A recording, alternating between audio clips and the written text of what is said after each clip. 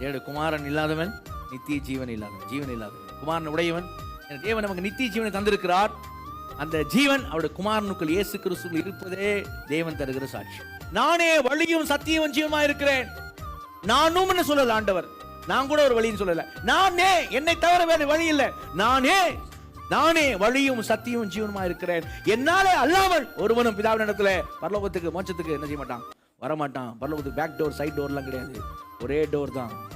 நானே வாசல் இல்லையா? யோவான் 10 நானே வாசல், நானே வழி. நான் தான் சொல்றேன், அவரு only way, the only door இயேசு கிறிஸ்து தான் இல்லையா? அப்போ அவர் வழியா தான் என்ன செய்ய முடியும், பரலோகத்துக்கு பிதாவினிடத்தில் செய்ய முடியும், போக முடியும்.